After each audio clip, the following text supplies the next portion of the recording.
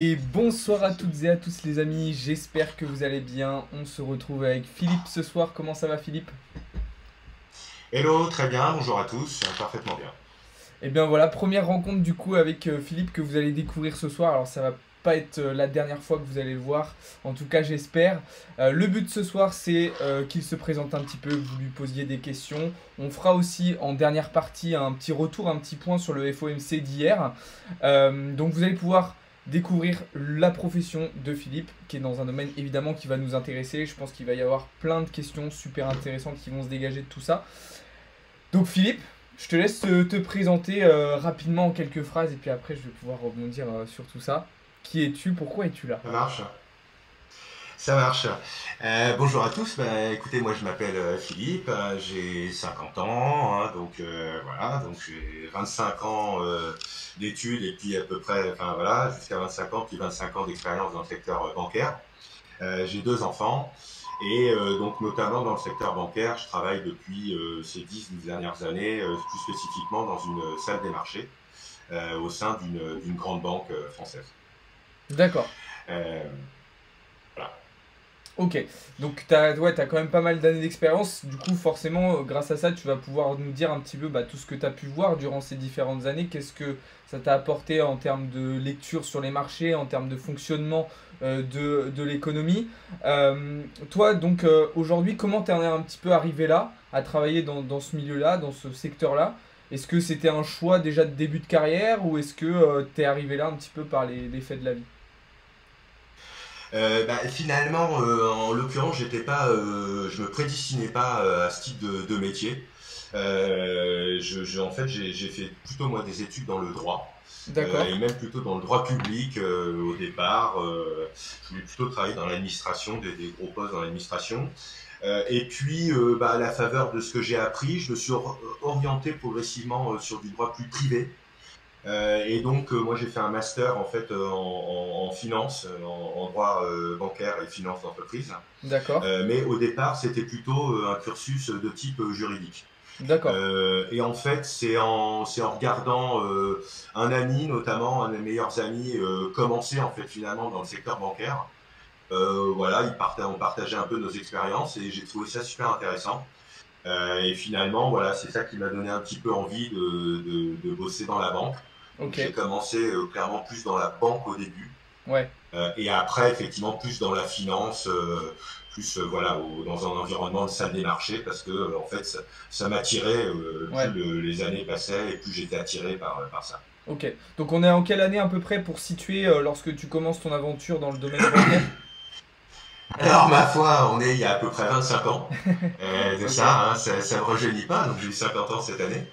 Mais effectivement, l'avantage, c'est que ça donne au moins une courbe d'expérience assez C'est intéressante clair. parce que voilà, ça m'a donné l'occasion de voir un certain nombre de choses. Déjà, j'ai fait plusieurs banques.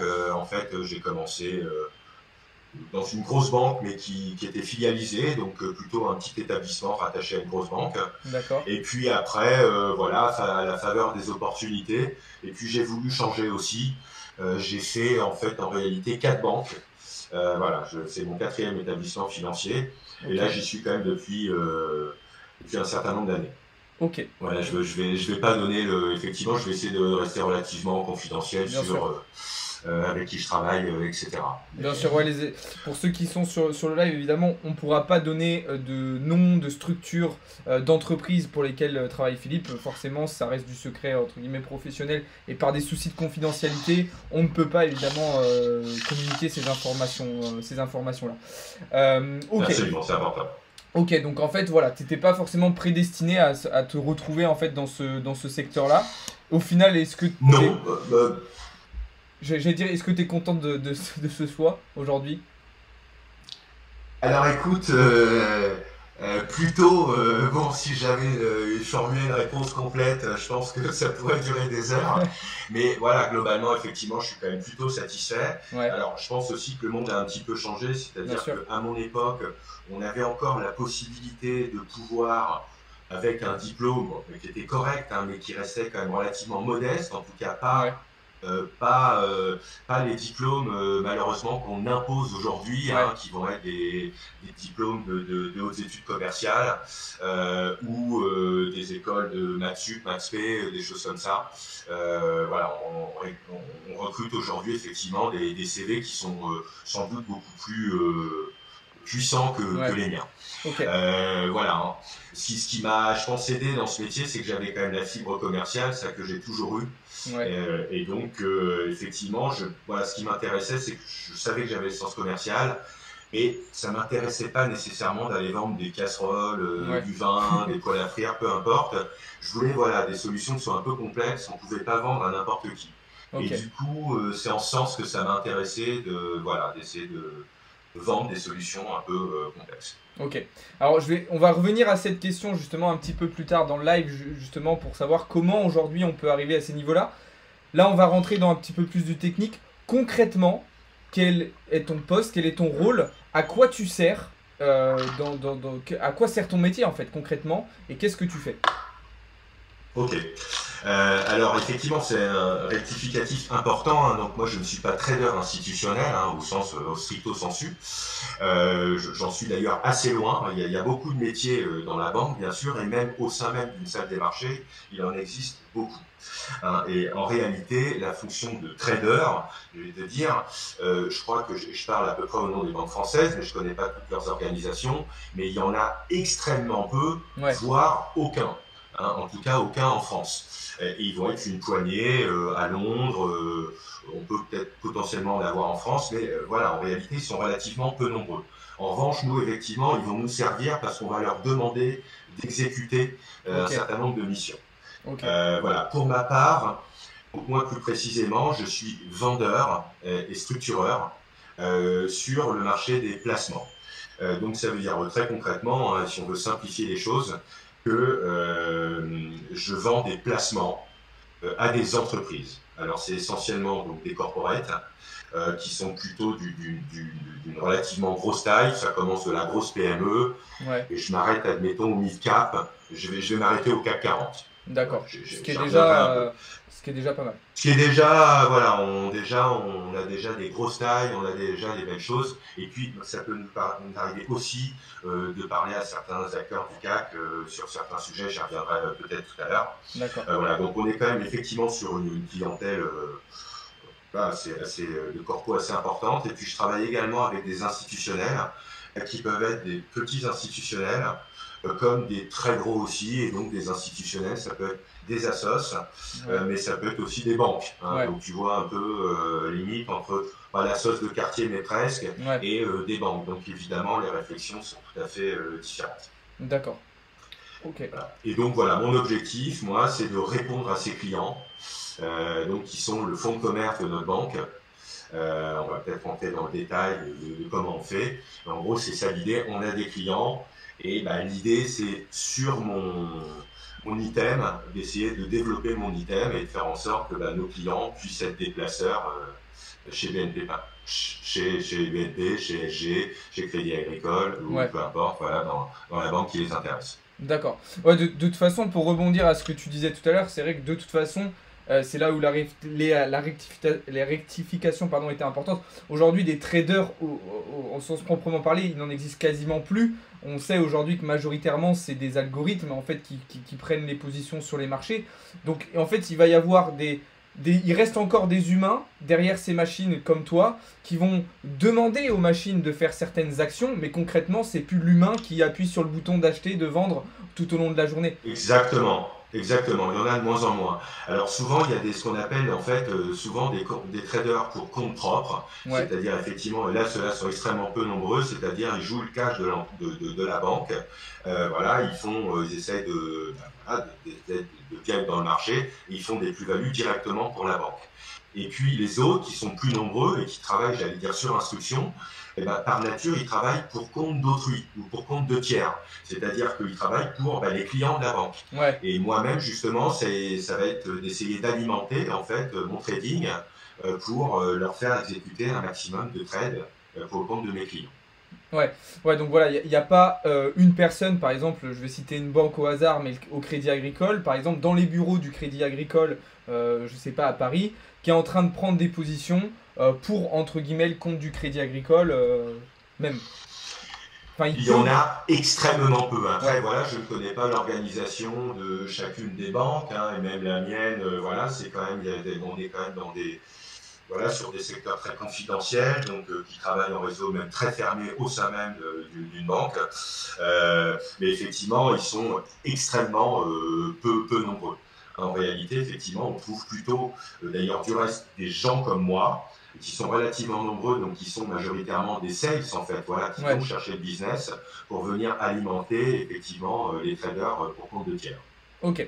Et ça, du coup, pour revenir à ce qu'on disait un petit peu avant, j'imagine que ça a énormément changé par rapport à il y a 25 ans. Je prends l'exemple de la salle de marché de Wall Street qui, il y a encore justement 20, 25 ans, 30 ans, était bourrée de monde, ou même un peu plus, mais qui était bourrée de monde. Et en fait, on tradait vraiment.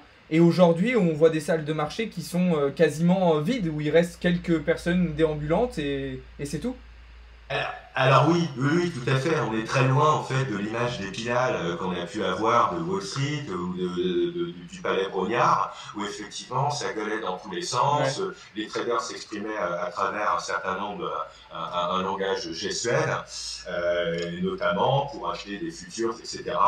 Aujourd'hui, tout ça a changé. En fait, tout ça c'est entre guillemets dématérialisé, c'est-à-dire que les grosses banques ont chacune des salles de marché.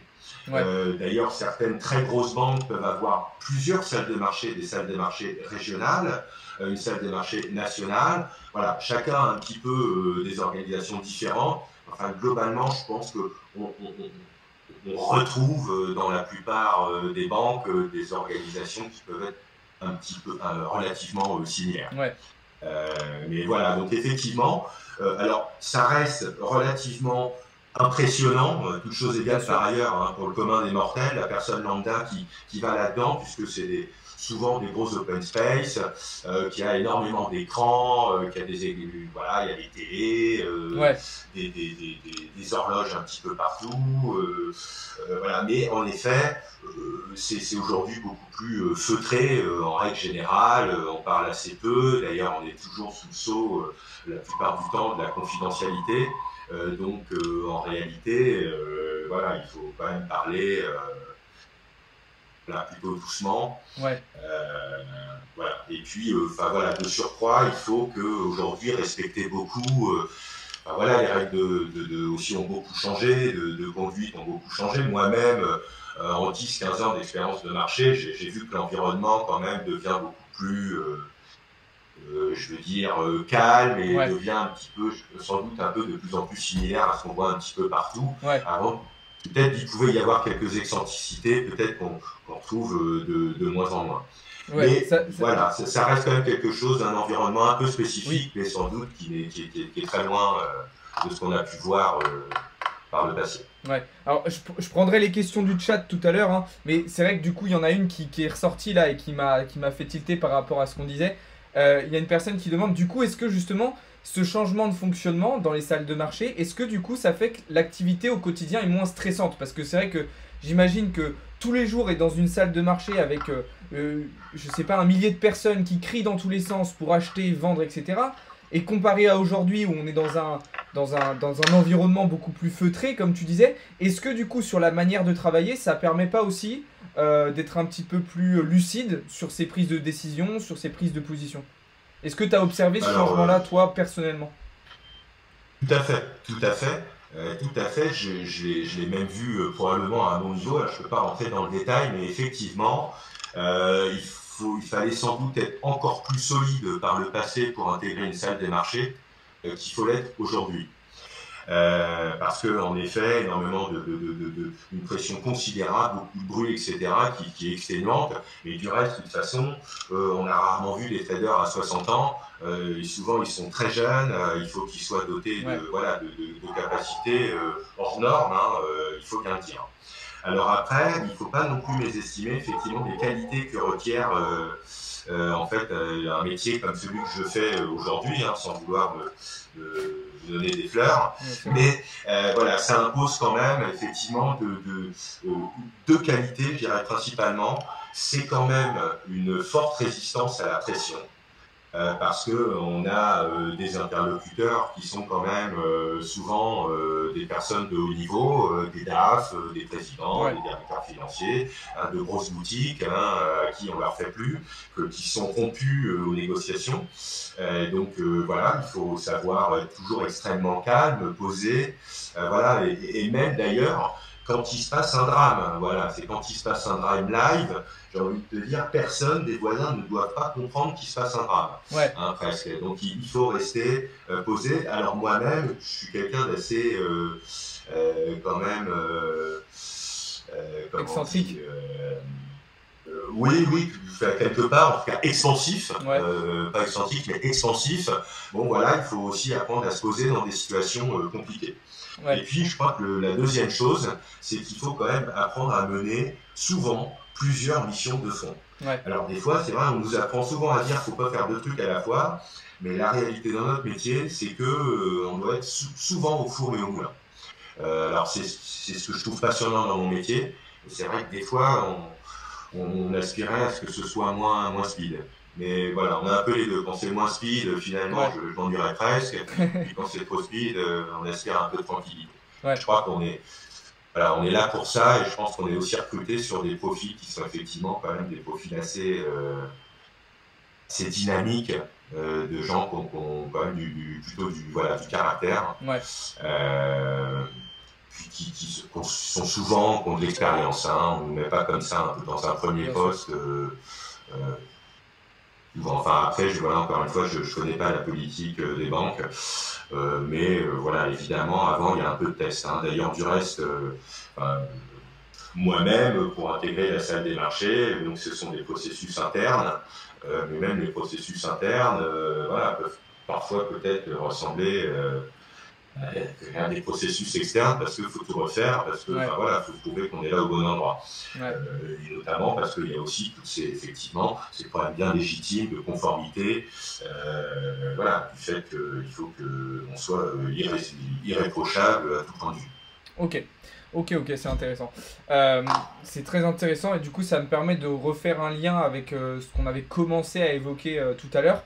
Aujourd'hui, concrètement, une personne qui veut aller dans ce monde-là, qui veut faire un travail comme le tien, par quoi il faut qu'il passe au-delà de ces qualités intrinsèques. Donc tu disais le fait de savoir être calme, gérer énormément de pression, mais à la fois aussi avoir du caractère, être capable de gérer plusieurs problèmes en même temps. Donc ça relève quand même de qualités psychologiques relativement fortes.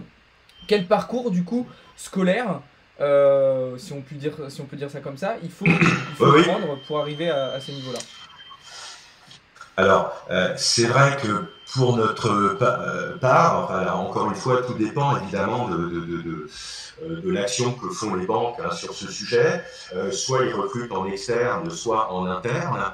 Alors certains, effectivement, peuvent peut-être privilégier finalement les recrutements en interne, parce que justement, ils s'assurent déjà dans un premier temps d'avoir un retour assez long sur le potentiel candidat. Parce que encore une fois, les places sont assez chères quand même, on est finalement assez peu nombreux, même en France, à faire mon métier, dans la grosse banque que je suis, on est en réalité très peu nombreux. En tout cas, sur mon item précisément. Donc aujourd'hui, en effet, on reçoit des profils de type école de commerce.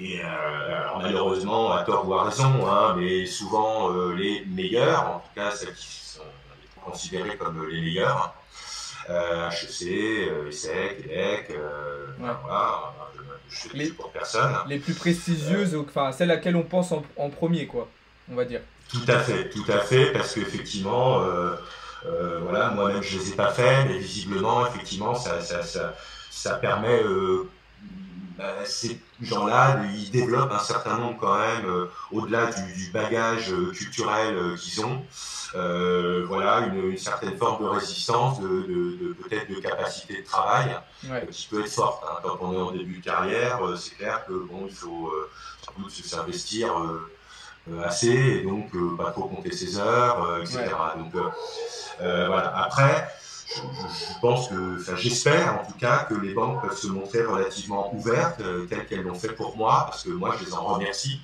En tout cas, je remercie la première banque qui m'a fait confiance, parce que je pense que c'était un bon choix. Et d'ailleurs, après, voilà, j'ai évolué dans d'autres banques, et j'ai toujours été pris, et ça s'est toujours bien déroulé, tant mieux. Euh, et heureusement, parce que, voilà, en revanche, effectivement, je me souviens à l'époque des banques, mais que je ne citerai pas, mais des grosses banques, dans le cadre de mes entretiens, que j'ai pu passer quand même, on dit, ouais, c'est très bon profil, voilà, on sent qu'il y a quelque chose, mais voilà, vous rentrez pas dans les cases, Ouais. mais on va faire en sorte de. Et pourtant, avec certaines de celles-là qui m'ont tenu ce discours, j'en ai pas entendu parler. Donc Ouais. voilà, malheureusement, pour certaines, les cases sont quand même assez strictes. Ouais. Et donc voilà, souvent c'est donc école de commerce, mais je pense qu'on y regarde aussi peut-être des bacs plus 5, hein, des masters de finance. De mathématiques, des choses comme ça. Alors après, il faut aussi dire qu'il y a beaucoup de métiers, même au sein d'une salle de Oui. marché. On a des sales comme moi, mais on a des gens qui font de la conformité, on a des gens qui font de l'analyse économique, on a des structureurs justement, et ça c'est des gens donc matheux, on a même un peu de back office, Ouais. donc ça c'est des gens un petit peu de l'ombre qui aiment bien les chiffres, etc. Voilà, donc on a quand même des profils assez différents, donc Dieu soit loué, heureusement on ne recrute pas toujours sur le même Ouais. diplôme, et donc il nous faut un certain nombre de qualités, peut-être un peu différentes pour chacun, mais c'est vrai, je ne vous cache pas que, encore une fois, Toro a raison, c'est vrai qu'il faut sûrement au moins un bac plus 4 pour priser ce type de poste.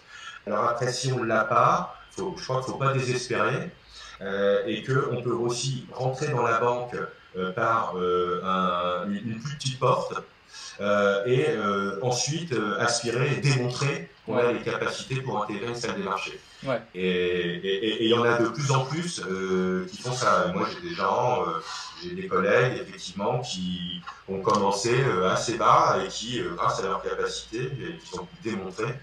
Voilà. Donc, il faut peut-être aussi accepter. De toute façon, aujourd'hui, même quelqu'un qui est excellent va là aussi malheureusement commencer par des missions moins importantes. C'est ça, où il sera testé. Quoi. Ouais.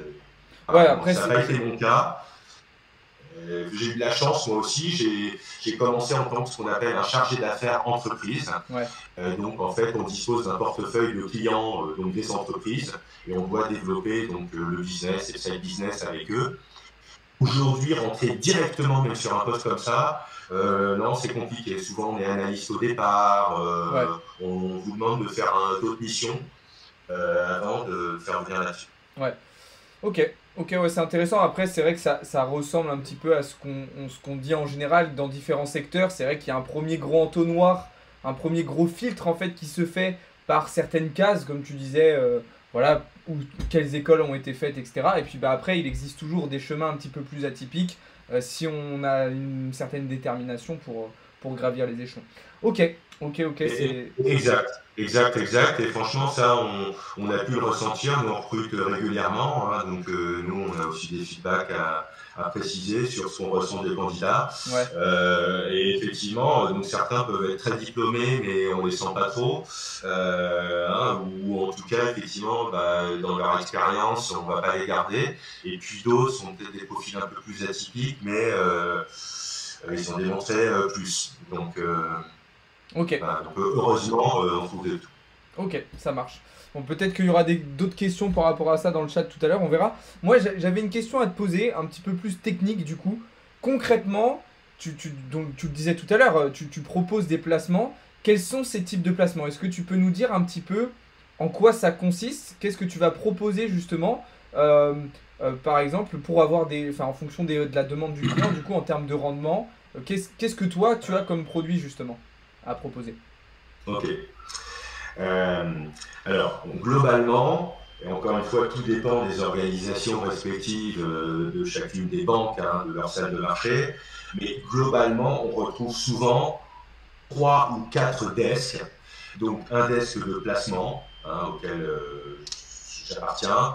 On retrouve un desk qui s'occupe du forex, Ok. donc toutes les devises. Un desk qui s'occupe des taux, de couverture de taux, hein, sur couvert de la dette variable en fixe ou inversement, enfin, etc. Toutes les stratégies, on pourra y revenir. Ouais. Et puis il y a un desk qu'ont certaines, les plus grosses banques, un desk sur des commodities.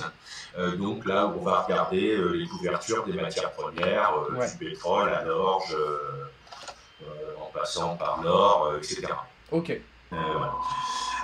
Donc chacun est effectivement un expert dans son domaine. Et donc l'idée c'est qu'effectivement la contrepartie d'avoir ce poste agréable, c'est qu'on est expert. Donc évidemment on a droit à l'erreur, mais il faut qu'on soit pointu vraiment dans notre domaine. Mais bon, j'ai envie de dire, plus on gagne en année et plus on est serein, puisque plus comme on ne s'occupe que d'une seule discipline, il faudra quand même être mauvais pour justement être mauvais. Hein, on finit effectivement par être un expert et ça peut être assez confortable. En tout cas, et en plus j'aime beaucoup mon métier et donc voilà, c'est plutôt agréable. Ok. Quelle était ta question, pardon, Alex? Non, c'était ça, c'était principalement, de toute façon, pour le moment, ça sert à rien Oui. d'aller plus dans du technique, mais c'était de savoir un petit peu quels justement actifs, quel type de produit vous allez proposer justement à tes clients. Mais ok. Et oui, tout à fait. Non, j'y viens. J'y viens. Donc en fait, moi, je vends toute la palette des placements possibles et imaginables. D'ailleurs, qu'on peut réaliser sur le marché et tout marché mondiaux. Après, évidemment, je travaille auprès d'une clientèle essentiellement de corporate. Donc, c'est des grosses boîtes. Donc, je pense bien qu'ils ne vont pas mettre tout leur cash sur le marché action. bien sûr. Hein, c'est même d'ailleurs rarissime.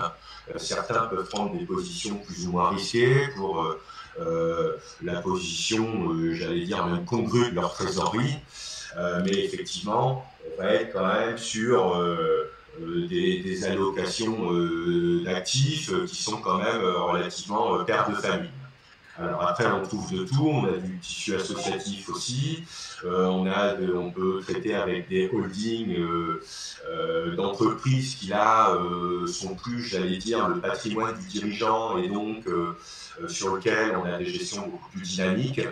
Et en gros, moi, c'est ça qui est effectivement ce que je trouve intéressant dans mon métier, c'est que je représente toute la palette des placements. Donc la palette des placements, ça peut être le placement, les fonds communs de placement, hein, du fonds commun de placement monétaire au fonds commun action, en passant par les fonds obligataires diversifiés, les ETF, tout ce qu'on veut. Ça peut être aussi du papier pierre, donc des SCPI, des OPCI, donc voilà, il faut avoir quand même une maîtrise du marché immobilier, comment ça fonctionne, comment fonctionnent les supports que tu distribues, etc. Quelle est un peu la veille concurrentielle. Okay. Je distribue aussi en fait tout le marché obligataire en direct, hein, donc on peut avoir des gros clients qui veulent acheter de l'OAT à 12 ans, comme à 3 mois, voilà, donc là on va sur le marché, effectivement, donc les accompagner pour faire ces emplettes-là. Ça peut être pour le tissu associatif des choses un peu plus spécifiques, type contrat de capitalisation, voilà, pour tout ce qui est fondation, assos, FRUP, voilà, qui ont des supports peut-être un peu plus spécifiques. Okay. Et puis c'est aussi, enfin, des produits structurés. Là, c'est aussi ce que je trouve intéressant dans mon métier. Donc, c'est-à-dire, c'est là où intervient un petit peu mon rôle de structureur, mais je suis aussi évidemment accompagné d'un structureur officiel, un ou plusieurs, où on va structurer justement des solutions vanille ou exotiques, voilà, en fonction du marché et des desiderata de nos clients qu'on essaye de ressentir, et puis évidemment du contexte de marché pour voilà, leur proposer en fait des solutions un peu packagées. Ok. Sur lequel Ouais, effectivement c'est ce que j'allais dire. C'est ce que j'allais dire. Effectivement, ouais, vous pouvez proposer en fait des produits sur mesure où vous allez combiner du coup certains éléments que vous proposez aux clients. Du coup, c'est ça, ouais. exactement, c'est ça qui est extrêmement intéressant là, et c'est là où on rentre plus effectivement dans les mathématiques financières, Ouais. où évidemment pour structurer, faut acheter une obligation à coupon zéro, faut après acheter des options, etc. Et donc évidemment là, les mathématiques deviennent tout à fait indispensables. D'accord. Donc, mais moi j'en ai effectivement moins besoin parce que pour le coup, ayant mes limites très clairement sur le sujet, et ben, je confie ces problématiques à mon structureur qui connaît mieux les formules, avec lequel moi je vais peut-être avoir un langage plus commercial. Je vais dire ouais, il faudrait ci, ça, il faudrait me faire une barrière comme ça. Tiens, est-ce qu'on peut imaginer un sous-jacent plutôt comme ça? Et puis lui-même, voilà, il va faire des calculs, il va me dire bah tiens, ça c'est possible, t'en penses quoi, etc. Ok, c'est super intéressant. Ok. Alors du coup, un petit peu dans la continuité de ces placements, de ces produits-là, y a aussi des questions qui étaient similaires comme ça dans le chat de la part des personnes. Du coup, c'est plutôt des positions, des placements, j'imagine, sur des laps de temps relativement moyen-long terme. Enfin, tu me dis si je me trompe, mais j'imagine que tu as assez peu de clients qui vont te demander, j'ai envie de dire, des positions, des résultats journaliers ou même hebdomadaires. Alors oui et non. Oui et non, parce que j'ai des très gros corpos qui placent voilà, des dizaines, des centaines et parfois des yards. Donc sur une journée, des fois, effectivement, en termes de flux, on peut placer beaucoup d'argent. Okay. Et encore, tu vois, enfin, voilà, parce que je traite aussi certains clients, plus ou moins bref. Et eux, ils sont sur des flux journaliers, c'est-à-dire qu'ils ont une gestion de leur BFR qui peut être très importante. Je prends un exemple complètement au hasard, parce que c'est pas forcément mon client, mais quand Total ou Bouygues ou Peugeot, peu importe, effectivement a des rentrées d'encaissement de centaines de millions, puis après il doit payer son foncier, le lendemain ou sa masse salariale, donc il a des variations très significatives. Donc finalement, ça a une très grosse partie en fait de clients vont faire de la gestion très courte de leur cash. Donc là, ils vont être sur des pouillèmes, mais qui sont importants pour eux au regard de la volumétrie qui est consacrée. Okay. Et donc, on est sur des rendements ester, plus ou moins d'IPP. Voilà, on peut être sur même de ce qu'on appelle des certificats de dépôt. Donc, en fait, c'est des overnight où le client vient placer son cash une journée. Ok, d'accord. Voilà, une journée, une semaine, 2 semaines. Voilà, moi, je fais vraiment absolument de tout. Et d'ailleurs, en fait, cette partie est importante en réalité, contrairement à ce qu'on pourrait penser. Ouais, c'est vrai que c'est pas du tout. C'est pas du tout quelque chose que j'avais imaginé parce qu'il y avait une question, mais comme ça. Mais moi, je voyais vraiment pour ces gros clients-là, en tout cas, j'imaginais vraiment plus des positions plus longues en fait, et pas forcément journalières. Mais ok, c'est super intéressant, tu vois. Je n'avais vraiment pas pensé. Alors bien sûr, ces clients peuvent aussi avoir des réflexions beaucoup plus moyen-long terme. Mais raisonnablement, évidemment, tout dépend des clients, mais on va dire quand même en règle générale, c'est quand même la réflexion portera sur la portion qu'on veut de leur trésorerie. La trésorerie qui est très stable et qui peut supporter justement des horizons lointains. Or, les boîtes aujourd'hui, ça va, ça vient. Donc, même les grosses boîtes, elles veulent être aussi sécures. Si demain, il y a une opportunité de croissance externe à faire, qu'ils ont peut-être des lignes de CAPEX, etc., mais qu'ils ont besoin un peu de décaisser du cash, il faut que ce soit très vite mobilisable. Par ailleurs, on a beaucoup aussi d'entreprises qui sont sous LBO, en leverage buyout, donc qui sont sous des actionnariats financiers. donc à qui on impose donc un certain nombre un formalisme, hein, ils ne peuvent pas faire n'importe quoi, et donc on les contraint, ils peuvent être contraints par exemple sur leur placement, ou on leur demande que la plus grosse partie soit cash équivalent. Et donc, ne serait-ce que cette notion de cash équivalence, je ne sais pas si tu la connais, donc en fait ça répond... Si tu peux préciser un petit peu. Ok, pardon. Donc en fait, il y a beaucoup de, si tu veux, de clients où il est important qu'une grosse partie de leur trésorerie soit cash équivalent. C'est-à-dire qu'il faut qu'ils prouvent à leur CAC que leurs placements sont ultra liquides, hyper diversifiés, et voilà, et mobilisables, voilà, d'un jour à l'autre, et en tout cas de grande qualité. Et voilà, parce que sinon, ça leur pose des difficultés.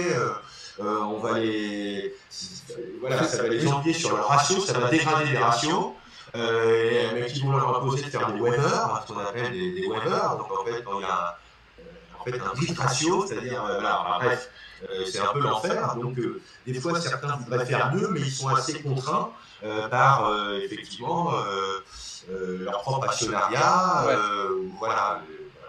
Maintenant, évidemment, ça ne leur empêche pas d'avoir des réflexions long terme, moyen long terme, et nous d'ailleurs on les invite à avoir ces réflexions, parce que effectivement, il faut aussi reconnaître que c'est là-dessus, que c'est sur des solutions structurantes et long terme que les banques vont gagner quand même un peu plus d'argent, hein, en règle générale, mais aussi que le client peut tirer la possibilité d'avoir des rendements importants, alors même que le contexte n'est pas forcément porteur. Par exemple, entre 2016 et 2022, on a eu des taux négatifs. Donc ceux qui pouvaient rien faire ou voulaient rien faire, ils ont eu zéro, hein, voire des taux négatifs. Hein. À l'époque, j'avais des placements, les gens avaient des rendements négatifs, hein, mais ils les prenaient quand même. Ah oui, d'accord. C'est un peu oui, c'est hallucinant. Alors on va se dire, mais pourquoi, comment, bon, je ne vais pas rentrer dans le détail, mais ça leur a été un peu imposé. Et puis de toute façon, elles-mêmes, les banques, à l'époque, la Banque centrale facturait les dépôts à 50 points de base. Donc ça veut dire concrètement que les banques, la trésorerie des banques, était facturée à hauteur de 50 points de base. D'accord. Je peux te dire que les grosses banques, ils ont des dizaines, peut-être des centaines de yards de cash. Ça leur coûtait beaucoup d'argent, donc à tel point qu'un certain nombre d'entre elles, hein, et toutes parties d'ailleurs d'entre elles, hein, pratiquement toutes, ont pris le parti de facturer le cash de leurs clients. À une époque, on les chassait. Donc ça pouvait être intéressant de dire, bah, écoutez, on peut peut-être faire 1%, mais il faut placer à 3-4 ans. D'accord. Voilà. Ok, ouais, c'est super intéressant, et puis ça montre aussi du coup l'évolution et l'adaptation qu'il faut être capable d'avoir en fonction de qui on a en face et en fonction des conditions de marché aussi. Ça sera des choses qu'on pourra évoquer au fur et à mesure du temps. J'avais une question un petit peu différente du coup, mais quand même qui est dans la continuité justement de ces placements. Alors tu vas me dire peut-être que je suis totalement à côté de la plaque, mais tu sais que moi je suis aussi aujourd'hui dans le domaine des crypto-monnaies. Est-ce que selon toi, à long terme, c'est potentiellement envisageable, si, je vais parler notamment pour Bitcoin évidemment, si on a un Bitcoin qui devient potentiellement une sorte de valeur refuge numérique comme l'est aujourd'hui l'or de manière physique, est-ce que tu penses que potentiellement dans la finance traditionnelle, on commence à le voir un petit peu, ça peut être un actif qui peut s'intégrer de manière sérieuse dans la finance traditionnelle? Je dis ça parce que on voit quand même aujourd'hui l'émergence de certains ETF qui intègrent justement Bitcoin. Quel regard, en fait, j'ai envie de dire un peu moyen long terme, parce qu'évidemment c'est encore très jeune, quel regard tu portes vis-à-vis de ça? Je te laisse nous dire. Alors c'est une excellente question. Alors, je vais malheureusement, et toujours une fois, pour des questions de confidentialité, être parfois peut-être un peu flou, au risque de ne pas être assez précis. Mais voilà, je dois l'être. Et bon, sur ce sujet, évidemment, la politique des banques peut être très différente de l'une à l'autre. Bon, maintenant, on ne va pas se mentir. Je crois quand même que c'est compliqué de faire accepter le marché des crypto-monnaies, en tout cas en France aujourd'hui, et puis globalement on le voit dans le monde, hein, mais moi c'est un marché évidemment qui m'intéresse grandement, que je regarde de très près. Et bien sûr, je m'y intéresse, mais certains de mes clients ont pu aussi s'y intéresser. Ouais. Voilà, alors c'est là où je dois rester flou parce que voilà, c'est la politique voilà, de la banque A ou de la banque B, elles font ce qu'elles veulent, mais on pourra très probablement noter un frein important des gros acteurs du secteur de la finance sur le sujet. Et ce qui est peut-être un peu dommage, hein, mais comme j'allais dire, comme tout ce qui est nouveau, ça fait toujours un peu peur. Ouais. Et peut-être plus on est des banques de premier plan et plus on fait attention. Parce que c'est vrai aujourd'hui que le droit protège quand même très largement le consommateur, hein, c'est sans doute une bonne chose. Mais voilà, les banques sont prudentes sur le sujet et sans doute un peu à juste titre parce que voilà, les scandales bancaires malheureusement continuent à y en avoir. Et puis quand il y a eu effectivement des produits toxiques, des choses comme ça, bon bah les particuliers se retournent et ont souvent gain de cause. Donc c'est vrai que pour les banques, voilà, il est aussi un peu logique, j'allais dire, qu'elles soient prudentes. Maintenant, c'est vrai qu'on peut déflorer peut-être le fait que finalement, certains de nos clients veulent s'y mettre et qu'on leur interdit en réalité. Ouais. Hein, on les empêche même de passer par nos canaux. Quand bien même, ici, encore une fois, je ne parle pas pour ma banque ou pour un autre ou tout ça, mais je sais que ça peut exister. Hein, quand bien même certains nous signent une décharge en disant je suis prêt à mourir et à tout perdre demain, j'ai tout compris, je suis un expert. C'est pas possible. Ok. Voilà. Et donc il y a quand même un blocage qui est fort. Et puis bon, après voilà, hein, les banques centrales, enfin, lapsus, les banques, j'allais dire, c'est pas leur maman, mais enfin, et prenez en compte ce que dit la Banque centrale, c'est Christine Lagarde. Et Christine Lagarde, je crois que quand elle évoque la crypto-monnaie, on peut dire qu'elle n'est pas, en tout cas, elle ne s'est pas transformée sur ce marché. Enfin, en tout cas, voilà, elle est très prudente et voire active. Ça me permet de rebondir parfaitement le fait que tu cites Madame Lagarde. Est-ce que tu penses que ce comportement justement des institutions comme la BCE et des banques dont on parlait à l'instant, est-ce que tu penses que c'est plutôt de l'ignorance en fait vis-à-vis de ce que c'est, vis-à-vis de comment ça marche, vis-à-vis de ce marché en fait, de cet écosystème actuellement, ou est-ce que c'est plutôt de la méfiance, de la peur? Ça peut être de la peur pour l'intérêt, pour les intérêts du système actuel.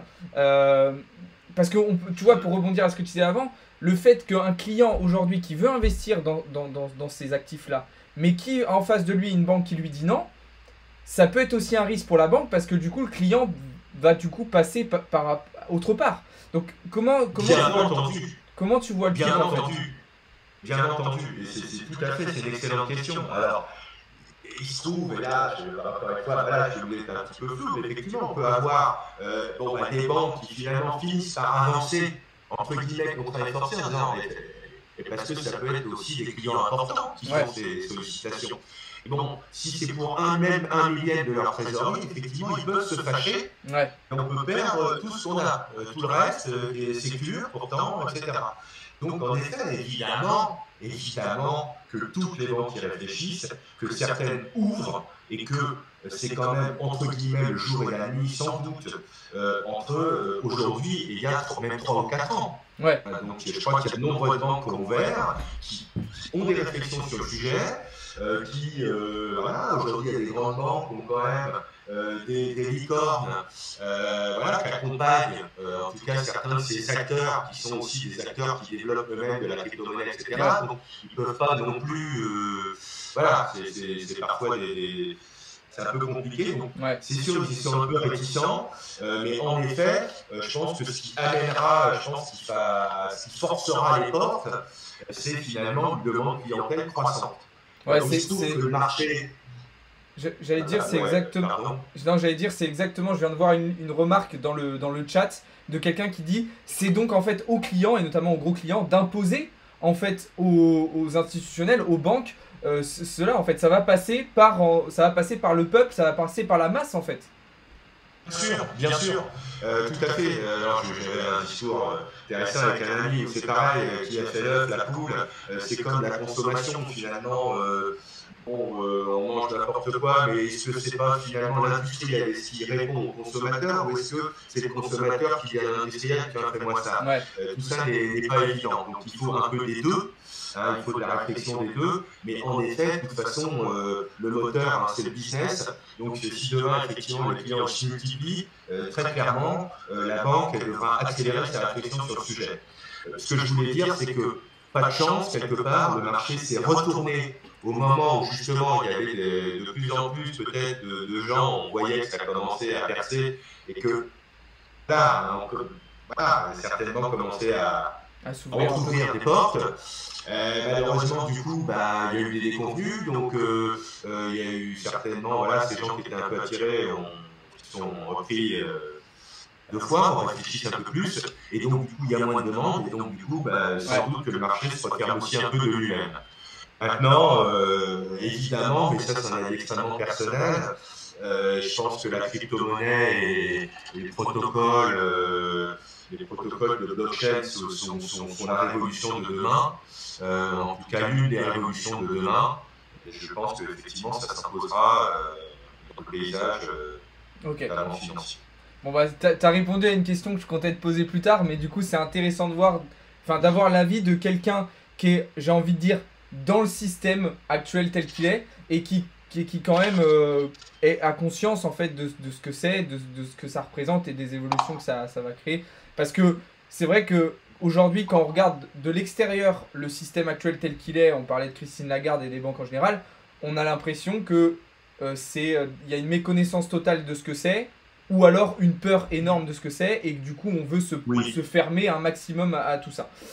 Ok, donc ouais, c'est très intéressant. Oui, tout à fait, tu fais bien de le rappeler, parce qu'effectivement j'ai pas rebondi sur ce point, mais je pense que c'est aussi le fruit d'une méconnaissance absolue. Ouais. Voilà. Et ceci étant, je ne peux pas trop leur jeter la pierre non plus, parce que honnêtement, donc, je m'intéresse de près effectivement à ce secteur, et malheureusement, je dois dire que plus j'ai essayé d'explorer parfois certaines choses pour les comprendre, et moins je les ai comprises. Ouais. Voilà, parce que on tourne pratiquement aux mathématiques, à l'informatique, c'est très complexe. Ouais. Donc, en effet, ça mériterait qu'effectivement que des gens, justement, qu'il y ait des nouveaux métiers qui viennent vulgariser un peu ces sujets. Ok. Maintenant, voilà, comme toute chose neuve, tu sais, quand on voit, pardon, je termine, l'avènement d'Internet, donc il y a ça 30-40 ans, c'est assez marrant de voir le journal de TF1 commencer avec Bilalian, voilà, qui nous dit que c'est un peu la panique, tiens, au fait, il y a un réseau Internet qui s'est créé, donc d'après ce que c'est pour les pirates. Voilà, donc il y avait les mêmes arguments qu'aujourd'hui. Exactement. C'est fait que pour les truands, etc. Donc, après, on verra. Évidemment, je n'ai pas de boule de cristal, mais voilà. L'intime conviction, c'est que ça finira par s'imposer. Ok. Alors du coup, ça me permet de faire un lien. On va un petit peu se diriger vers des sujets plus actuels, hein, comme vous le voyez là depuis tout à l'heure. Ne vous inquiétez pas, les amis. Je vais prendre un maximum de vos questions après. J'en pose encore une ou deux de mon côté. Et après, on prendra les questions du chat.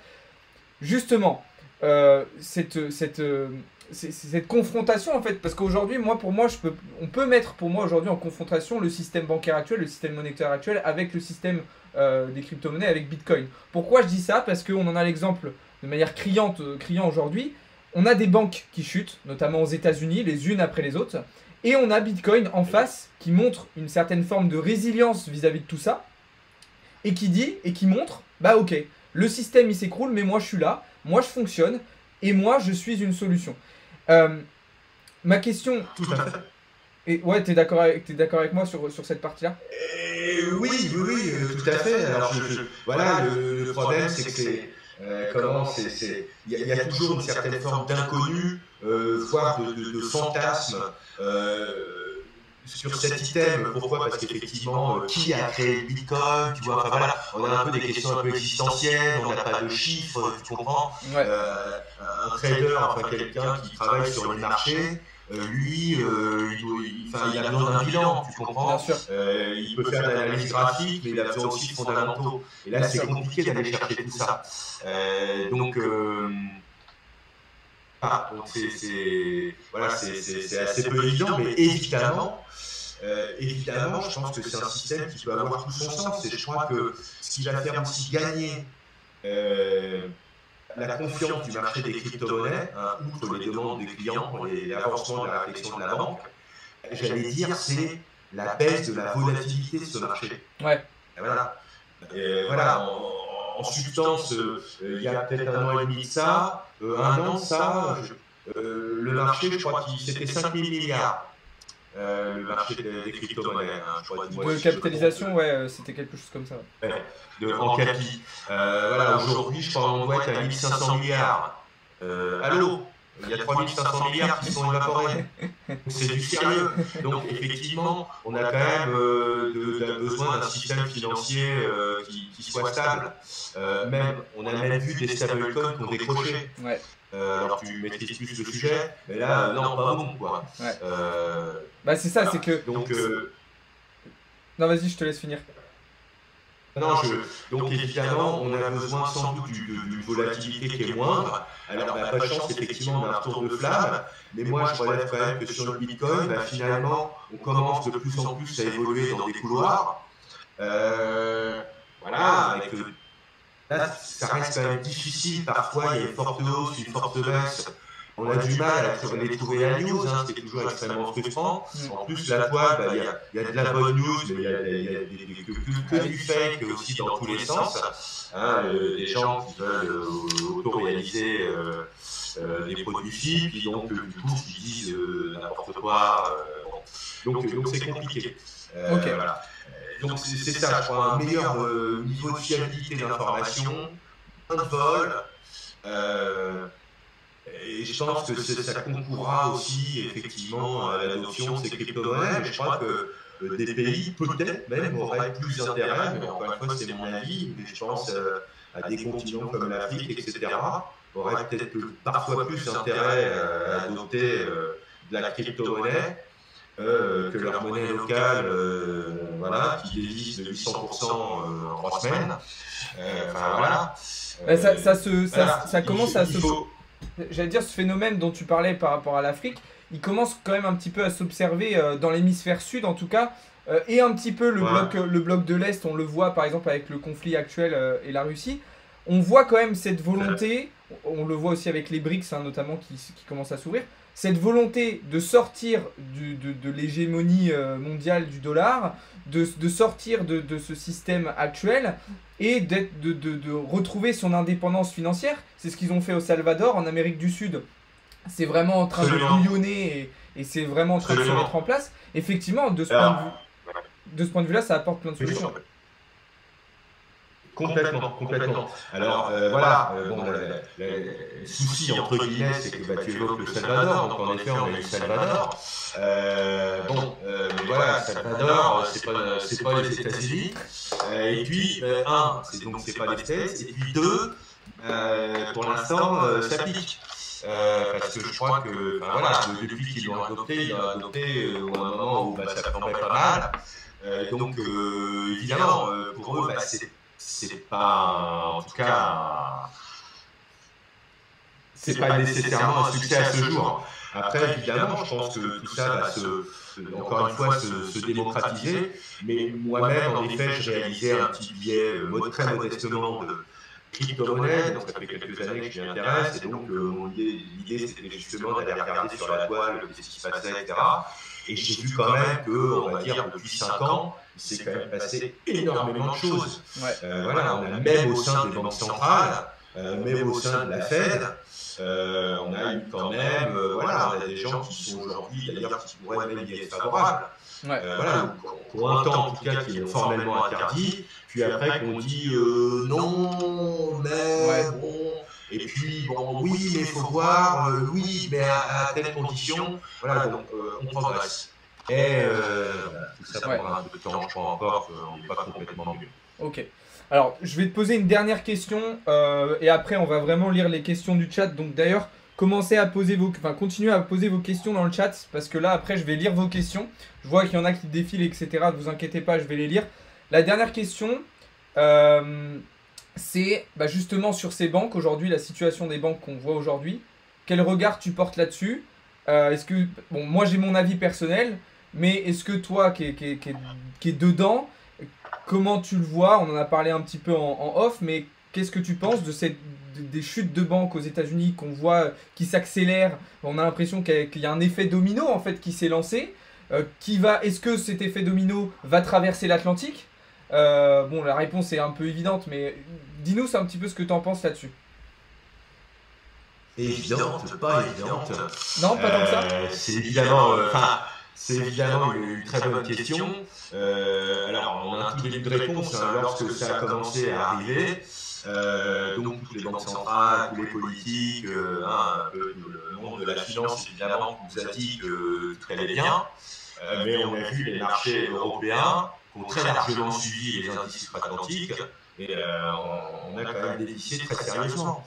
On tutoyait les plus hauts, et puis d'un seul coup, sur le CAC, on a perdu 600-700 points en 10 jours. Donc voilà, là on se dit, bon, il ne faut pas trop quand même nous raconter des carabistouilles. La difficulté, pardon, c'est truc de vieux là, mais bon, voilà, des histoires. De toute façon, on le sait, Christine Lagarde ne peut pas raisonnablement demain, s'il y a un danger sérieux, prendre la parole pour nous dire, écoutez, zone euro, il y a un danger qui est sérieux. Ouais. Enfin, prenez votre cash, amis déposants. Et non, ce serait une faute politique grave. Voilà, donc en plus, elle ne peut pas le dire. Donc il est évident qu'on aura de la communauté financière toujours des messages quand même plutôt rassurants. Ouais. Et on a effectivement, mais ça n'engage toujours que moi, très modestement, le sentiment que il se passe des choses, d'ailleurs on le voit, donc il y a à nouveau des dépôts liés essentiellement à des crises de liquidité. Ouais. Et j'ai quand même dans l'idée que des manœuvres se déroulent actuellement, peut-être même par alors il n'y a aucun propos complotiste, mais que voilà, la Banque centrale pourrait aider, la Fed, etc., pourrait aider des acteurs bancaires, clairement en cash en fait, pour faire les flux, histoire de passer ces moments un peu compliqués, histoire que peut-être la banque vende des actifs, etc., sans fasse une santé.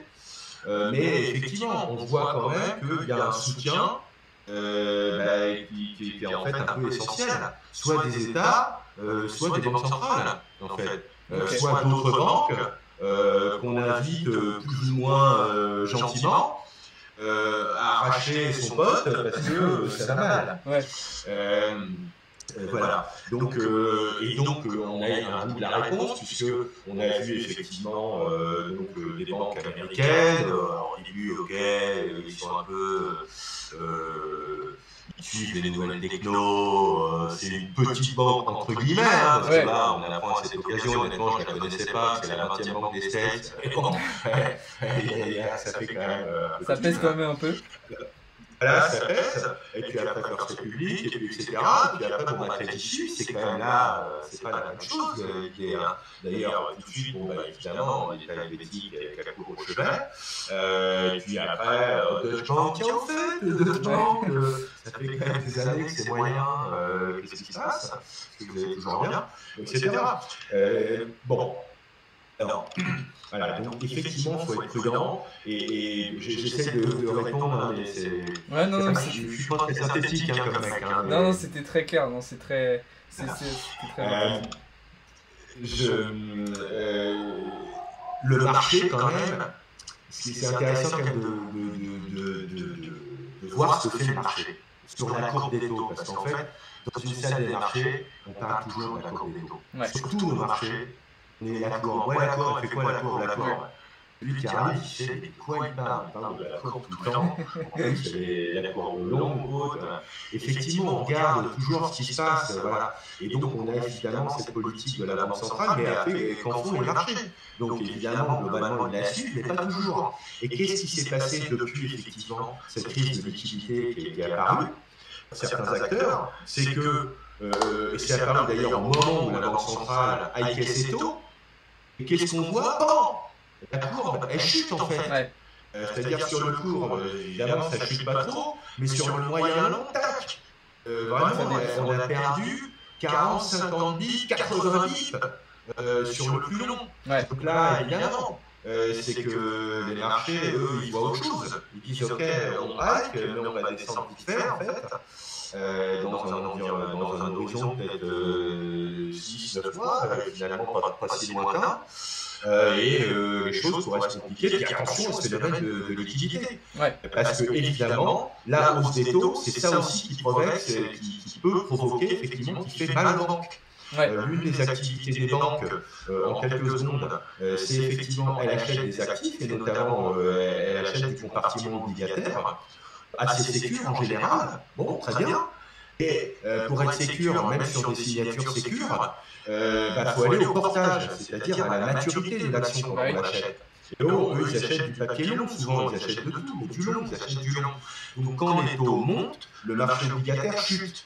Donc ils se retrouvent effectivement ce qu'on appelle en mark-to-market, voilà, comme les gros corpos, en mark-to-market, ils ne sont pas bien dans leur bilan. Leur oblique, qui valait 100, elle vaut 90. Donc c'est pas le moment que des déposants viennent en nombre retirer leur cash. Ouais. Et c'est ça en fait qui arrive. Donc ça provoque un effet de ciseau où les déposants retirent, donc il faut se rendre liquide, donc la banque vend des actifs à perte et donc accélère. Oui, ça rentre très très vite dans boucle de neige. Ouais, c'est ça qui peut aller vite. Okay. Alors, bon. Alors, pardon, je termine. Non, vas-y. Une fois qu'on a dit ça, donc voilà, il faut toujours être prudent. Et c'est vrai quand même que je le dis qu'en Europe, j'ai l'impression que les règles sont un peu différentes. Depuis les subprimes de 2008, le régulateur a quand même mis son nez dans les banques, à juste titre, tout à fait légitimement, et il a imposé des coussins de liquidité et de fonds propres beaucoup plus importants que par le passé, justement pour éviter ce phénomène de crise de liquidité, justement pour éviter que les États aillent au chevet des banques, qu'on fait de l'âme. Il a dit, attendez, basta, demain vous allez vous démerder des ziches, donc il faut que vous ayez des coûts plus franches. Ouais. Donc il faut avoir plus de fonds propres. Et donc on a des ratios de fonds propres, on atteint aujourd'hui quasiment toutes les banques, les tiers 1, tiers 2, etc. Je ne rentre pas dans le détail. Mais donc ce qui fait que les banques sont quand même européennes, sont quand même, selon moi, plus résilientes. Et en tout cas, les très grosses banques, voilà, on a des banques qui ont communiqué leurs résultats. Il y a des grosses banques comme la BNP qui a communiqué hier, je crois, 4,5 milliards de résultats sur un trimestre. Bon, voilà, qui a des gros niveaux de fonds propres. Voilà, il y a des acteurs peut-être un peu plus petits qui sont aussi quand même assez sympathiques, bien capitalisés. Donc voilà, je pense qu'il ne faut pas paniquer. D'accord. Okay. Maintenant, il faut toujours avoir un petit œil dessus, mais je pense qu'on doit en théorie être un peu plus serein en Europe, même s'il faut effectivement toujours se souvenir que les banques, aussi solides soient-elles, même les plus grosses, ont donc par nature des bilans qui sont gigantesques. Donc évidemment, voilà, pas que c'est non plus des cartons gigantesques qui arrivent trop brutalement. Ok. Non, c'était très intéressant. On va passer un petit peu aux questions, du coup, les amis. Alors là, l'idée, c'est d'avoir des réponses. On va un petit peu moins développer pour répondre à un maximum de questions, d'accord? On essaiera de faire des réponses un petit peu plus courtes, pour histoire qu'on puisse répondre à un maximum de personnes. Et si on a le temps, dans la continuité du coup de ce que tu disais un petit peu, on fera un petit retour rapide sur le FOMC d'hier soir. Avec du coup la décision de la Fed sur les taux d'intérêt directeurs. Je m'excuse encore une fois pour le son, pour ceux qui sont sur Twitch, je sais, il y a un petit peu d'écho. Malheureusement, c'est soit vous m'entendez pas, soit vous m'entendez avec un petit peu d'écho. Donc j'essaye de régler au mieux, mais je sais qu'il peut y avoir des petites différences de son. Je m'en excuse très sincèrement. Alors j'avais noté une question tout à l'heure qui me plaisait particulièrement. C'était rapidement ton avis sur la démocratisation de la finance aujourd'hui, et notamment le fait qu'il y ait de plus en plus de retail, de petits acteurs, de particuliers qui boursicotent, qui touchent à la finance. Qu'est-ce que tu en penses? Est-ce que tu trouves que c'est bien? Est-ce que tu trouves que c'est pas bien? Qu'est-ce que tu en penses? Excellent, mais alors tu me demandes des réponses courtes sur des sujets où Je genre, sais, je suis je désolé. pourrais te répondre pendant 2 jours d'affilée. Euh, et en fait, alors il va me dire à chaque fois c'est des réponses de Normand, il en pense oui mais non. Mais en fait, un peu les deux. Je pense que c'est très bien que la finance se démocratise au plus grand nombre, que les gens aient accès, qu'ils puissent rapidement avoir un courtier pas cher, etc. Je pense que globalement ça c'est bien. Donc sur le fond, je trouve ça très positif. En revanche, évidemment, j'ai beaucoup plus de mal avec les tonnes de TikTokers que je vois, de gens, des influenceurs, de gens de réseau qui font des lives là-dessus et qui t'expliquent que c'est super facile, que là tu comprends, tac tac, la barrière baissière, nanana, tu l'achètes là, donc tu vas Ouais, te garder. Ça, moi, j'avoue, ça m'épuise. J'en vois beaucoup trop des comme ça qui te font croire que ça va être facile. C'est pas facile. C'est pas du tout facile. Hein. Alors, c'est pas du tout pour valoriser mon métier, hein, mais bien c'est sûr, parce que c'est la vérité. Je crois que c'est la vérité. Il est faux de dire que en 6 mois on va être super formé. bien sûr. C'est pas vrai. Et moi-même, j'ai 25 ans de banque et voilà, dans une bonne partie sur les marchés financiers où je ne fais que ça. Je bouffe de l'économie tout le temps. J'ai des chiffres au premier niveau avant les autres. Et voilà. Et ça m'empêche pas de me tromper dans mes choix régulièrement. Ça n'empêche pas même des fois des grandes banques hein, qui, quand ils font leur perspective, c'est hallucinant comme ils peuvent Bah se oui, tromper, hein, alors qu'ils sont bardés d'experts, ouais. etc. Donc voilà, ça fait partie du jeu. Donc voilà, donc, pour me résumer, je trouve ça super que ce soit démocratisé. Et je crois qu'il est dommage que les gens ne rappellent pas assez souvent que c'est dangereux et que c'est pas facile. Ouais. C'est pas wesh, tac tac, non, non, c'est pas vrai. Ouais, je suis C'est pas tout à vrai. fait d'accord. Bah, c'est justement nous aussi pour ça que, tu vois, alors même nous, Blockchain Capital, on est très tourné crypto, mais évidemment, il y a notamment de ma part et Théo, cette volonté de s'ouvrir sur la finance aussi, l'économie en général. C'est pour ça aussi qu'on fait intervenir des personnes comme toi sur nos réseaux pour expliquer ces choses-là. Parce que, comme tu le dis, alors, entre guillemets, j'ai envie de dire, j'en fais partie de ces personnes qui, sur les réseaux, parlent de ces sujets-là.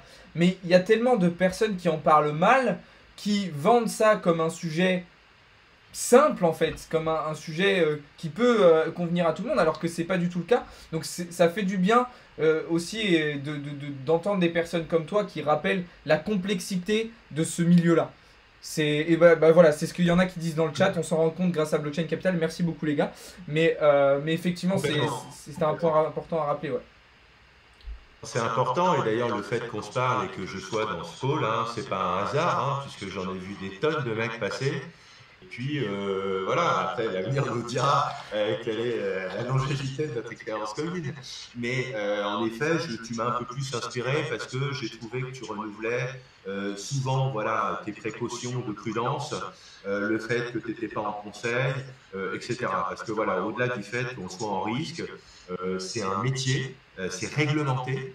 Moi-même, dans ma sémantique, appartenant même à une salle des marchés, une virgule près, ça peut Ouais, être dangereux pour moi. Hein, je suis très sérieux. Voilà, on ne doit pas nécessairement être en conseil. On délivre de l'information et il faut constamment le rappeler. Voilà, donc on a un wording, il faut être prudent dans son ouais, wording. Et malheureusement, évidemment, il y en a trop, j'en vois trop qui respectent rien.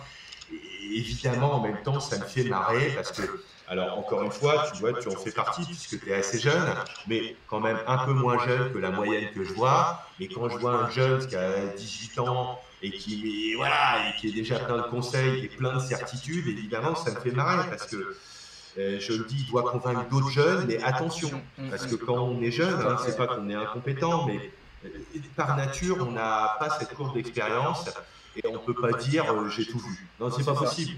c'est ça. Voilà, donc voilà, amis, à ceux qui nous écoutent, effectivement, voilà, faut être prudent, il faut faire attention à ceux qui confondent leur désir de plus-value avec la réalité de moins-value. Exactement. C'est des très belles paroles, c'est très sage. Et c'est très intéressant. Alors, je vais reprendre un petit peu les questions. Ah bah, salut Marc Valentin, je vois qu'il y a Marc Valentin sur le chat. Alors, une question À très tous. intéressante. de Marc Valentin, c'est un conseiller financier en Suisse avec qui on est en contact, qui te demande est-ce que selon toi, enfin, est-ce que la dédollarisation, tu l'as déjà ressentie sur les marchés et est-ce qu'elle est possible à court terme? Alors, là, je m'exprimerai déjà plus humblement, parce que comme je te l'ai dit, je suis un expert et peut-être pas moins expert sur le sujet du forex hein, et de la devise, hein, même si bien sûr je regarde ça aussi très souvent, je vois les cours, etc. Voilà, je serais sans doute moins pertinent sur cette question voilà, en termes de réponse. Je ne l'observe pas, en tout cas. Donc, alors après, effectivement, même si il y a des monnaies asiatiques donc qu'on vu le renminbi, etc. Voilà, des monnaies qu'on voit beaucoup plus arriver, etc.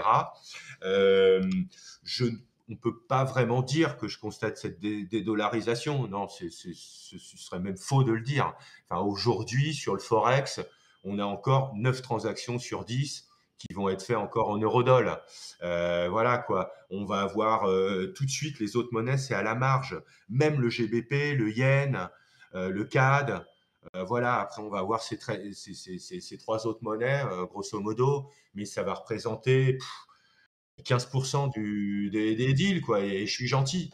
Voilà, donc on est quand même encore sur une monnaie reine, qui est le dollar. Même si aujourd'hui on est peut-être, alors j'ai pas trop regardé la paire, mais grosso modo sur un 10.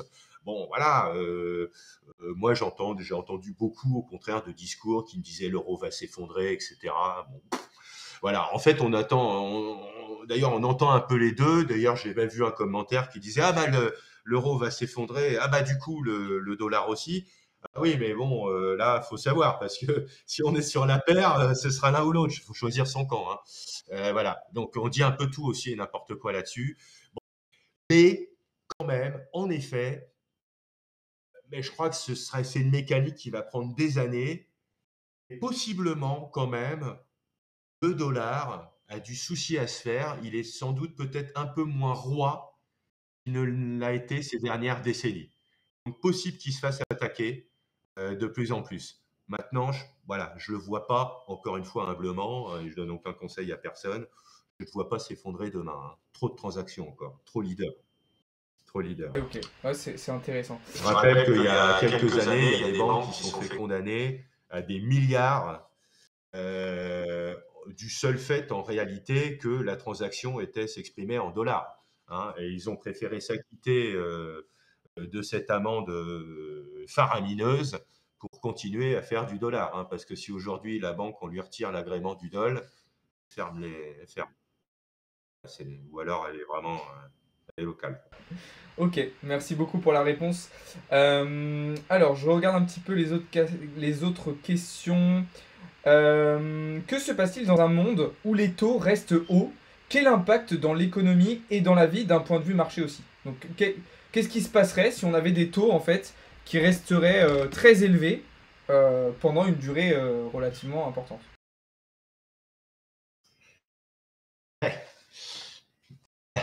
J'allais dire, je vais être un peu dur, mais je taquine celui qui l'a posé, cette question.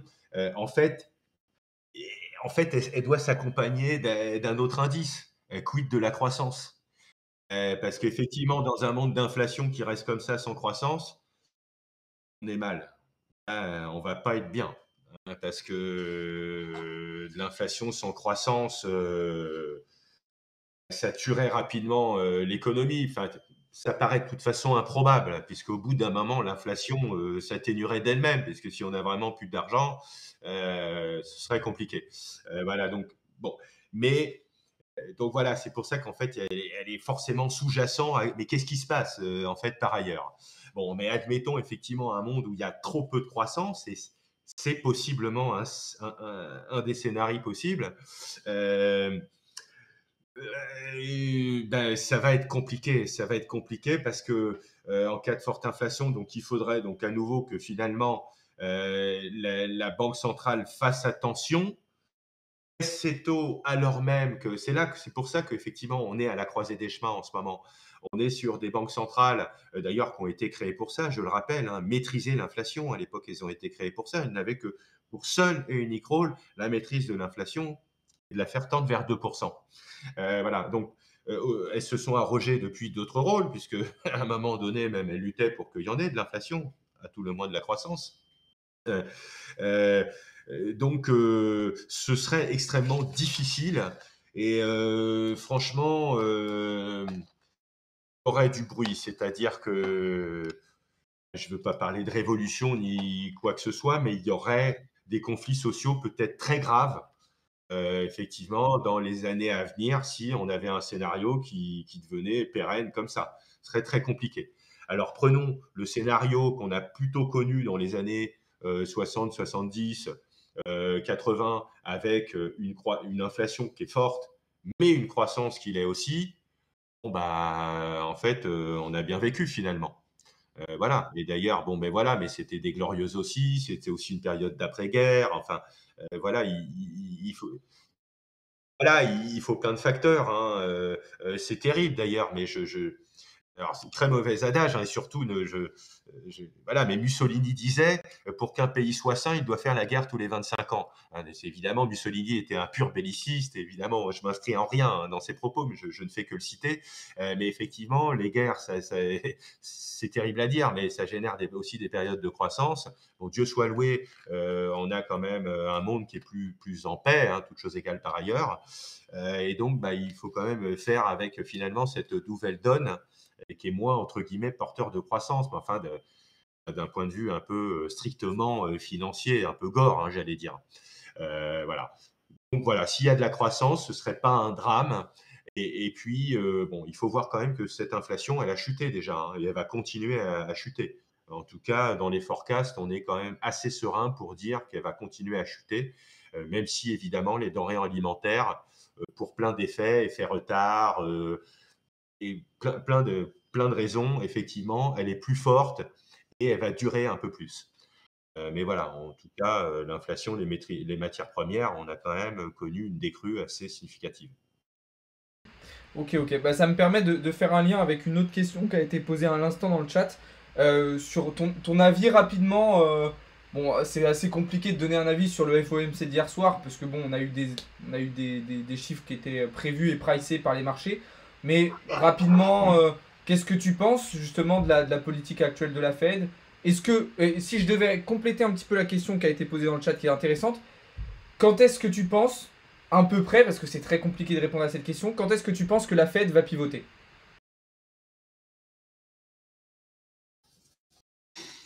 Incessamment.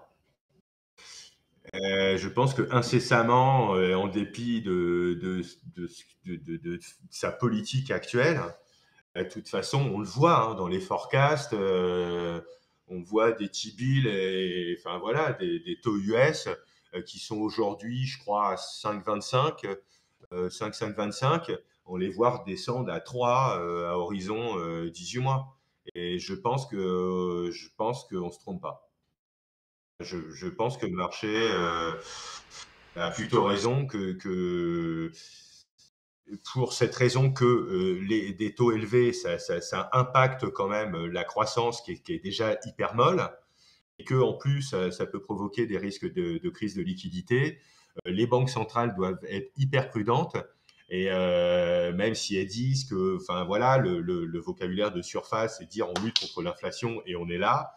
Euh, Bon, je pense qu'elles sont prudentes et je pense que le marché, pardon, price à juste titre des baisses qui vont être, oui, peut-être relativement élevées. Alors, on reviendra pas sans doute à zéro, etc. Mais enfin voilà, voir des taux de marché revenir sur un et demi plutôt que sur 3,5 en Europe, c'est possible. Et voir en US des taux à 3, voire en dessous à horizon 18-24. Mais je pense que dès 6 mois, hein, pour essayer d'être un peu plus précis, ça pourrait bouger quand même, hein. Ouais, parce Pourrait que. bouger, je vois, enfin ouais, tout à fait. À 9 mois, en fait, moi, ma courbe, elle s'inverse, hein. C'est-à-dire que voilà, dans les banques, je pense qu'on commence à offrir moins en termes de rendement, en termes de placement à nos clients. On leur offre moins à 12 mois qu'à 9, hein. Donc, on voit que ça vient attraper tout ça de plus en plus, à court terme, de plus en plus. Et d'ailleurs, aujourd'hui, l'argent, il a le même prix à 12 mois, à 5 ans, tu as les mêmes prix. Tu as même des prix inversés puisque la courbe est inversée. Bah écoute, c'est super intéressant parce que c'est vrai que moi c'était une question que je me posais pas mal parce qu'on avait quand même des premières estimations qui tablaient plutôt sur un pivot de la Fed début été 2024 et avec le risque systémique bancaire là qui s'est exagéré, c'est vrai que ce pivot de la Fed tend à s'approcher de plus en plus de nous. Voilà, je pense que ça l'a raccourci de 6 mois, quoi, en Ouais. fait, hein. Mais bon, c'est vraiment un avis qui vaut ce qu'il vaut. Intéressant, Mais, merci beaucoup. Alors, je vais continuer un petit peu avec les questions. J'essaye d'en lire un maximum, les amis. Je sais qu'il y en a beaucoup, beaucoup. Alors, aux USA, l'inflation a chuté bien plus qu'en Europe. Est-ce que les entreprises européennes ont profité de cette inflation pour augmenter leurs marges? Et est-ce que du coup, ça serait pas un peu le serpent qui se mange la queue? J'ai- et oui, oui, c'est une très bonne question. Alors, tu me dis qu'on a beaucoup de questions, hein, tant mieux. J'espère que c'est pas le même qui pose les questions, mais donc tant mieux. C'est une excellente question. Et en fait, la réponse, en fait, elle est dans les résultats des entreprises qu'on est en train de voir. Et d'ailleurs, et globalement des marchés actions et du CAC 40, en tout cas, si on parle pour la France. Oui, les entreprises, finalement, elles ont beau pleurer. Je pense qu'elles ont finalement bien profité de ça. Elles ont bien répercuté, finalement, à leurs clients finaux, ces hausses de prix, des fois même les inventant pour partie. Et c'est ça qui est un peu dommage, hein, c'est que souvent l'inflation alimente l'inflation, hein, elle s'auto-alimente. Voilà. Alors derrière, ouais, alors les salariés ils veulent des augmentations de salaire, bien légitimes. Donc on les augmente fortement. Donc du coup, le patron il dit ah là, c'est tendu, je vais augmenter mes prix. Et puis en fait, et voilà, on arrive encore dans un cercle qui devient vicieux. Voilà. Mais oui, je pense que clairement, les banques en ont bien profité. Et c'est pour ça d'ailleurs qu'il y a des débats sur les super profits, sur tout ça, pour dire, dites donc, nous, en fait, on a bien souffert. Et puis globalement, en fait, vous en êtes bien tiré, quoi. Or, je suis salarié de vous. Donc, s'il pouvait y avoir un retour, pourquoi pas. Moi, après, voilà, ça, c'est des raisonnements politiques, mais qui peuvent se écouter. Alors du coup, pour répondre à Blatuche, ouais, effectivement, dans 18 mois, ce pivot de la Fed, ça correspondrait aussi potentiellement au bull run pour les cryptos. Donc effectivement, il y aurait une concordance d'éléments qui serait plutôt favorable de ce point de vue-là. Si on voit effectivement le recul de l'inflation et donc, enfin, si on voit du coup la baisse des taux, ce qui entraînerait aussi un repli du dollar, je suis d'accord, Blatuche. Je pense que ça sera peut-être une des dernières questions parce qu'on arrive bientôt à la fin de notre créneau. Je le dis tout de suite, ne vous inquiétez pas les amis, normalement c'est clairement pas la dernière fois que Philippe viendra avec nous, donc vous aurez l'occasion de lui poser d'autres questions, on aura l'occasion de rediscuter de tous ces sujets-là qui sont évidemment passionnants et aussi très complets et sur lesquels on pourrait discuter des heures et des heures je pense. Une question de Deadpool qui dit, est-ce que tu aurais un avis sur justement les BRICS dont on parlait tout à l'heure? Il faut savoir qu'aujourd'hui il y a 19 nouveaux pays, si je ne me trompe pas, qui souhaitent rejoindre les BRICS. Est-ce que tu as un avis sur ce changement un petit peu de... Moi je dis souvent, il y a un changement de paradigme mondial aujourd'hui qui est en train de se mettre en place. Et donc du coup sur, comme on le disait tout à l'heure aussi, la fin de l'hégémonie du dollar. Ma question est un peu vague, mais... Alors, non, non, mais tout à fait. Alors, en fait, c'est un sujet sur lequel je suis un peu néophyte, que j'ai commencé à étudier de près. Alors, je suis désolé pour Deadpool, hein, qui a d'ailleurs a l'air très actif, mais là, je n'aurais pas de réponse à ce stade. Je me réserve au risque de dire des bêtises. Mieux vaut parfois ne rien dire. Je suis pas assez, je suis trop néophyte sur le sujet, mais je l'étudie de près. On aura l'occasion certainement avec Deadpool d'en rediscuter. Mais évidemment que, enfin voilà, il y a des questions, mais je voudrais creuser un peu plus le sujet avant d'assurer mes réponses. Ok, ok. Et bah écoute, Philippe, on va arriver à la fin de cette heure et demie. Je vais garder quelques petites minutes pour clôturer, pour faire une sorte d'outro. En tout cas, je te remercie Sûr. sincèrement de ta venue. C'était un plaisir de discuter de tout ça avec toi. Évidemment, j'aurais aimé qu'on ait plus de temps devant nous. Mais franchement, je te remercie sincèrement. Et déjà, au vu des premiers retours que j'ai pu apercevoir dans le chat, visiblement, ça a beaucoup plu aux gens. Donc, encore merci à Super. toi. J'espère que ça t'a plu aussi. Super, mais moi j'aime beaucoup l'exercice, hein, j'y suis rompu dans le cadre de mon métier. On aura peut-être l'occasion d'en reparler de mon quotidien, effectivement, qui de toute façon ben, voilà, impose de faire cet exercice régulièrement. Donc voilà, et donc je suis content que pour une première, moi qui suis pas très familiarisé au Discord, etc., ça se soit bien passé. Ok, non bah là je vois encore des messages dans le chat, effectivement les gens sont super contents, ils ont trouvé ça super intéressant. Donc les amis, voilà, je vous l'ai déjà dit tout à l'heure, mais Philippe reviendra de temps en temps sur la chaîne, répondre à vos questions, Sûr. faire des points sur les situations de marché. Je pense que les prochaines fois, on essaiera peut-être de rentrer un petit peu plus dans de la technique, enfin dans la technique, quand je dis de la technique, c'est sur faire des points concrètement sur ce qui se passe sur les marchés, comment on peut lire et interpréter certains éléments sur les marchés. Donc vous inquiétez pas, il va y avoir des épisodes 2, 3 normalement sans souci et on pourra en fait étudier un champ de possibilités bien plus vaste. Bien plus vaste. Je m'excuse juste pour toutes les personnes qui ont posé des questions et auxquelles on n'a pas répondu. Je me doute qu'il y en a eu beaucoup malheureusement qu'on n'a pas pu voir. Si ce que je veux vous proposer de faire, c'est que dans le Discord, je vais créer un espace dédié aux questions pour ces sujets-là, ok? Et comme ça, vous allez pouvoir les poser à l'écrit. Moi, ça va me permettre de les enregistrer et du coup, pour les fois prochaines, eh ben, je les poserai en priorité. Donc, venez sur le Discord après le live et comme ça, on va pouvoir discuter de tout ça. Je précise aussi pour finir que pour celles et ceux qui n'auraient pas pu suivre en intégralité le live, évidemment il y aura une rediffusion complète sur la chaîne YouTube qui vous permettra de réécouter tous les sujets qu'on a évoqués ce soir. Donc voilà. Bah écoute Philippe, encore merci, je vais te souhaiter une super bonne soirée et puis Bien. bah on se dit à très très vite pour un épisode 2 j'espère. Super, super. Bah, écoutez, merci à tous. Merci beaucoup, Alex. À Salut, bientôt. ciao Philippe, salut à tout le monde les amis, je vous souhaite une bonne soirée et puis je vous laisse avec Théo, Mathéo et toute l'équipe Blockchain Capital qui va continuer à live sur cette fin de journée comme d'habitude. Ciao tout le monde!